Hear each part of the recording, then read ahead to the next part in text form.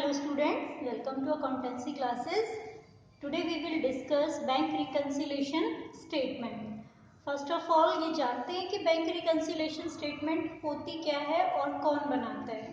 Okay तो bank reconciliation statement अगर इसकी डेफिनेशन हम देखें तो bank reconciliation statement is a statement prepared mainly to reconcile the difference between the bank balance shown by passbook and cash book. ठीक है, bank reconciliation वो statement है जो पासबुक और कैश बुक के बीच में जो डिफरेंस आ रहा होता है उस डिफरेंस को कवर अप करने के लिए यूज किया जाता है.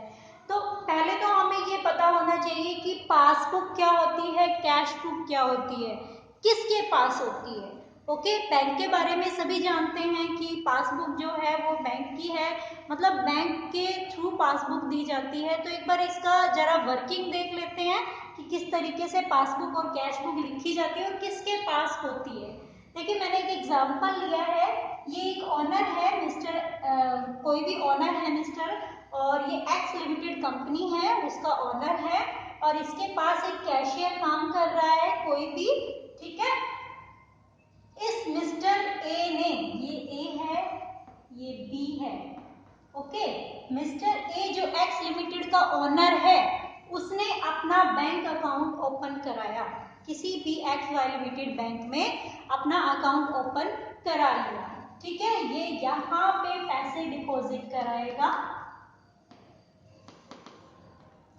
ठीक है, अब देखो पैसे डिपॉजिट जब करा रहा है तो इसे भी ध्यान रखना होगा कि मैंने कितने पैसे डिपॉजिट कराए, कितने पैसे विड्रॉ किए, और सेम बैंक जो है वो भी इन चीजों का ध्यान रखेगा कि कस्टमर ने कितने पैसे मुझे डिपॉजिट कराए और कितने उसने विड्रॉ कराए हैं. ठीक है, तो इन दोनों की जो कनेक्शन है उसकी रिकॉर्डिंग अभी एक्स की तरफ, मिस्टर ए की तरफ से तो मिस्टर बी कर रहे हैं जो कैशियर है, और बैंक जो है वो अपने लिए ट्रांजैक्शंस को रिकॉर्ड कर रहा है कि ताकि इन फ्यूचर जो है मुझे भी किसी तरीके की प्रॉब्लम फेस ना करनी पड़े. ओके तो बैंक ने क्या किया, एक पासबुक इशू कर दी. ओके बैंक ने एक पासबुक इस कस्टमर को इशू कर दी है. अब यहाँ पे जो ट्रांजैक्शंस होंगी, जो एंट्री होगी वो कौन लिखेगा, बैंक लिखेगा. पासबुक किसके पास होगी, इस कस्टमर के पास होगी. ठीक है, जब भी ये अपनी पासबुक को बैंक में लेके जाएगा तो जो भी इसकी ट्रांजैक्शंस हुई हैं उनको इसमें रिकॉर्ड कर दिया जाएगा. ओके पासबुक बैंक इशू करता है, बैंक ने कस्टमर को इशू की है और कस्टमर के पास ये रहेगी. ठीक है, लेकिन मिस्टर ए जो है वो अभी अपने बैंक के ऊपर पूरा विश्वास नहीं रख सकता, उसे अपने तरफ से भी कुछ चीजें रिकॉर्ड करके रखनी पड़ेगी. तो यहाँ से ये जो भी चीजें बैंक में डिपॉजिट कराता है उससे पहले अपने कैशियर को इन्फॉर्म करता है कि मैंने इतने पैसे डिपॉजिट कराए, इतने पैसे मैंने विथड्रॉ कर लिए.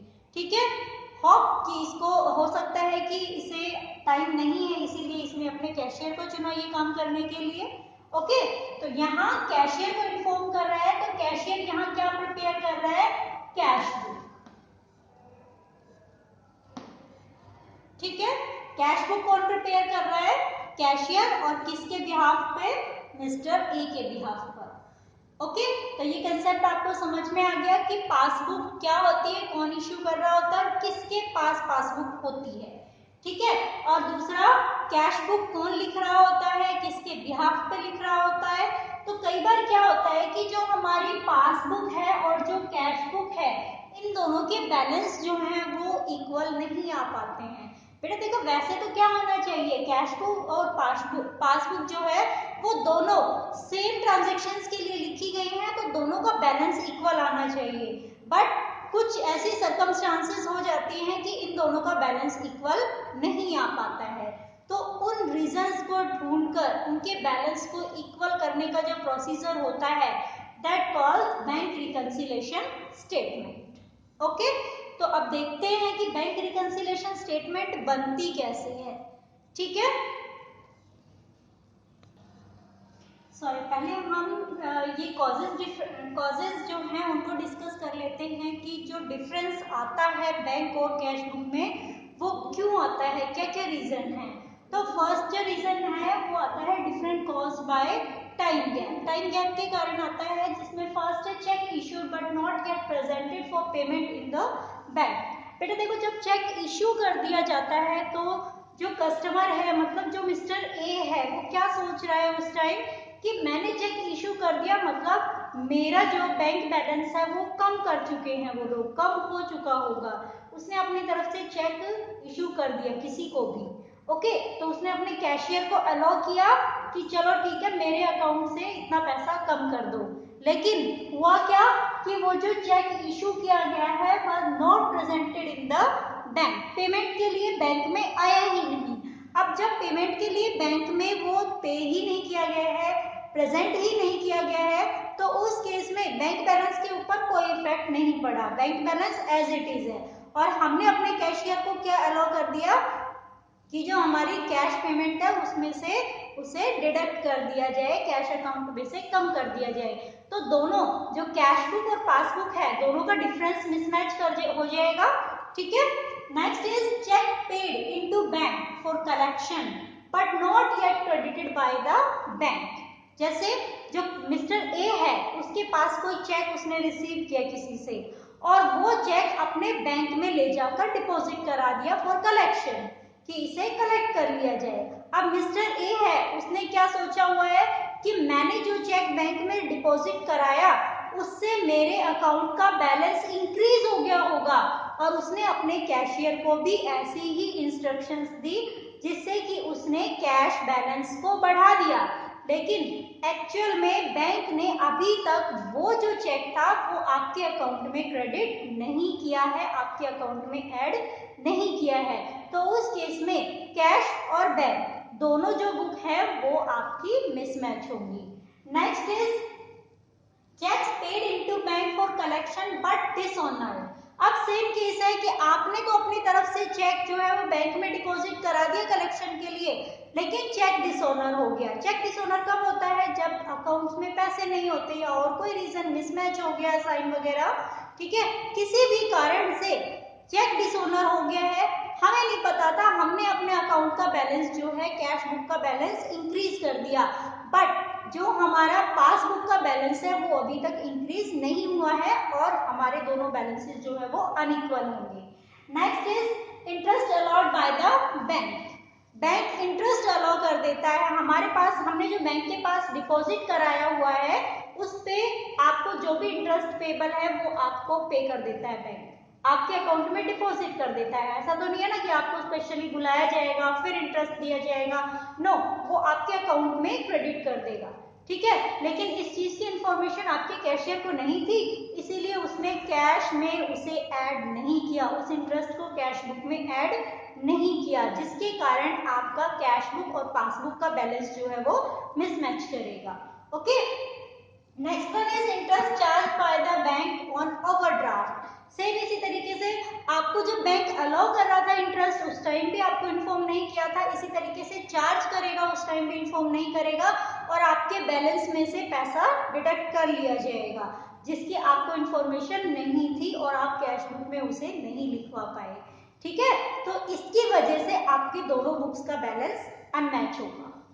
Next is bank charges and commission charge by the bank. देखिए, बैंक हमारी तरफ से बहुत सारी ऐसी रिस्पॉन्सिबिलिटीज हैं जो बैंक हमारी तरफ से पे कर रहा होता है। फॉर एग्जांपल, हमने अपने इलेक्ट्रिसिटी बिल है उसके लिए बैंक के अंदर ये अमेंडमेंट किया हुआ है कि वहां पे एडजस्टमेंट है, ऑलरेडी जब भी बिल ड्यू होता है वहीं से ही पे हो जाता है। तो ये कुछ रिस्पॉन्सिबिलिटीज जब बैंक हमारी तरफ से पे कर रहा होता है तो उसके लिए कुछ कमीशन, कुछ चार्जेस जो है वो डिडक्ट किए जाते हैं, तो वो भी बैंक आपको बार बार इन्फॉर्म नहीं करेगा कि मैं इस चीज के लिए डिडक्ट कर रहा हूँ। उसने क्या किया है, जब पर्टिकुलर टाइम आया तो वो चीज वहां से डिडक्ट कर दी, लेकिन इस चीज की इंफॉर्मेशन आपके कैशियर को नहीं थी, जिस वजह से कैश बुक का बैलेंस जो है वो डिडक्ट नहीं हुआ और दोनों बुक्स मिसमैच कर गई।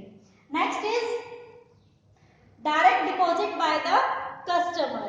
देखिए बेटा, जब डायरेक्ट डिपॉजिट कराया जाता है, कस्टमर डायरेक्ट आपके बैंक अकाउंट में कुछ पैसा डिपॉजिट करा देता है, तो उस केस में जब तक आपको कोई मैसेज नहीं मिलेगा तब तक आप अपने कैश बुक का बैलेंस इंक्रीज नहीं करोगे।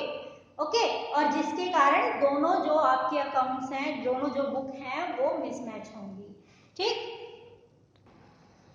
Next is interest and dividend collected by the bank. जैसे बैंक ने चार्जेस कलेक्ट कर लिए थे, इसी तरीके से बैंक आपके अकाउंट में कुछ इंटरेस्ट या डिविडेंड जो भी आपको रिसीव हो रहा है वो भी डिपॉजिट कर देता है, और इस चीज की इंफॉर्मेशन मिस्टर ए जो है उसके कैशियर को नहीं थी, जिसकी वजह से उन दोनों के बैलेंसेस मिसमैच कर रहे थे। Next one is direct payment made by the bank on behalf of the customer. Bank अपनी तरफ से पेमेंट करता है, किसके बिहाफ पर? कस्टमर के बिहाफ पर, क्योंकि उसने उसको अलाउ किया हुआ है। ओके, उसे उस चीज के डायरेक्शंस दी गई हैं कि आप मेरी ये रिस्पॉन्सिबिलिटी इस टाइम पे पे कर देंगे। ठीक, तो जो पेमेंट वहां से गई, जैसे अभी इलेक्ट्रिसिटी बिल के बारे में बात हो रही थी कि जैसे ही इलेक्ट्रिसिटी बिल ड्यू हुआ, बैंक ने अपनी तरफ से डिडक्ट करके पे कर दिया, लेकिन इस चीज की इंफॉर्मेशन भी आपके कैशियर के पास नहीं थी, इस वजह से दोनों बुक्स मिसमैच होंगी।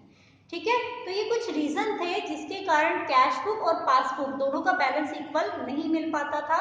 इनके अलावा भी कुछ रीजन होते हैं, और वो रीजंस जो होते हैं वो ओमिशन और करेक्शन के होते हैं, कि कैश बुक जो है वहां पे अलग अमाउंट लिख दिया गया और पासबुक में वो चीज अलग लिखी गई। फॉर एग्जाम्पल, एक जीरो की मिस्टेक हो जाती है, कई बार 1000 है, 1000 को 10,000 लिख दिया, 1 लाख को 10,000 लिख दिया, इस तरीके से मिस्टेक हो गई। या ये भी हो सकता है कि ओमिशन हो जाए, जैसे कैशियर ने कैश बुक में पासबुक में तो चीज लिखी गई, बैंक में आपने जो डिपॉजिट कराया, जो विड्रॉ कराया, उसकी पर्टिकुलर वहां पे पूरी ट्रांजेक्शन्स लिखी गई हैं, बट आपका कैशियर थोड़ा ढीला ढाला था, इस वजह से वो वहां पे लिखना भूल गया, और आपके जो कैश और बैंक बैलेंस है, कैश का और पासबुक का जो बैलेंस है वो मिसमैच करेगा। तो ये कुछ रीजंस थे जिनकी वजह से पासबुक और कैश बुक का बैलेंस इक्वल नहीं आ पाता है, और इसके लिए हमें बैंक रिकंसिलिएशन स्टेटमेंट की जरूरत पड़ती है। तो मिलते हैं नेक्स्ट वीडियो में प्रैक्टिकल क्वेश्चंस के साथ, तब तक के लिए बाय।